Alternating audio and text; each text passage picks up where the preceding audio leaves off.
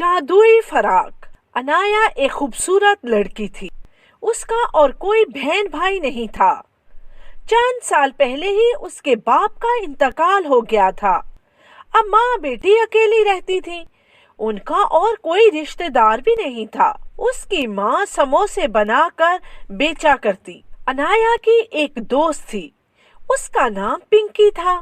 پنکی انایا کی خوبصورتی کی وجہ سے اس سے بہت جلتی تھی۔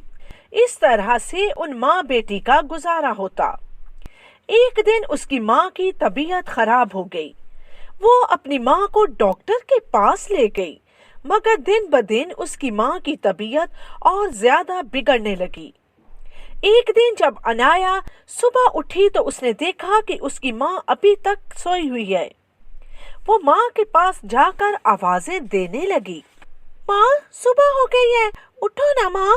مگر اس کی آواز سن کر بھی اس کی ماں نے اپنی آنکھیں نہ کھولیں۔ اس کی ماں کا نیند میں ہی انتقال ہو گیا تھا۔ وہ رونے لگی۔ اس کی رونے کی آواز سن کر پڑوس کی عورتیں آئیں۔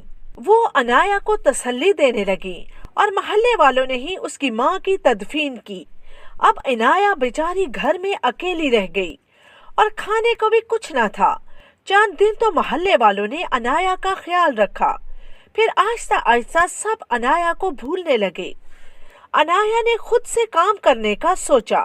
وہ مختلف جگہوں پر جا کر کام تلاش کرنے لگی، مگر اس بیچاری کو کہیں کام نہ ملا۔ وہ روتے روتے ایک درخت کے نیچے کچھ دیر آرام کرنے کے لیے بیٹھ گئی کہ اچانک سے اس کو اپنے قریب کسی لڑکی کی آواز سنائی دی۔ اس نے پیچھے مڑ کر دیکھا تو حیران رہ گئی۔ وہاں ایک خوبصورت فراق کھڑی تھی اور اس میں سے آواز آ رہی تھی، انایا پریشان نہ ہو، میں ایک جادوئی فراق ہوں۔ مجھے پہن کر جیسے ہی تو گھر جائے گی تو تجھے اپنا گھر اور گھر کی تمام چیزیں بدلی ہوئی ملیں گی۔ تمہیں ہر چیز بہت خوبصورت ملے گی اور تجھے ایک الماری میں بہت سا روپیہ، پیسہ اور گہنے بھی ملیں گے۔ مگر ایسے کیسے ہو سکتا ہے؟ میں ٹھیک کہہ رہی ہوں انایا، میں ایک جادوئی فراق ہوں۔ مجھ کو پہن کر دیکھ لو، میں تمہاری مدد کرنے آئی ہوں۔ مجھے پتا ہے تیرا اب اس دنیا میں کوئی نہیں، میں تمہاری مدد کرنا چاہتی ہوں، تم بہت اچھی لڑکی ہو۔ یہ سن کر انایا خوش ہو گئی اور اس نے جلدی سے وہ فراق پہن لیا۔ فراق کا پہننا تھا کہ اس نے خود کو اپنے گھر میں دیکھا۔ وہ اپنے گھر کو دیکھ کر حیران رہ گئی۔ اب اس کے پاس بہت سارا روپیہ، پیسہ، ہر چیز موجود تھی۔ وہ سارا دن اپنے گھر میں ہی رہتی۔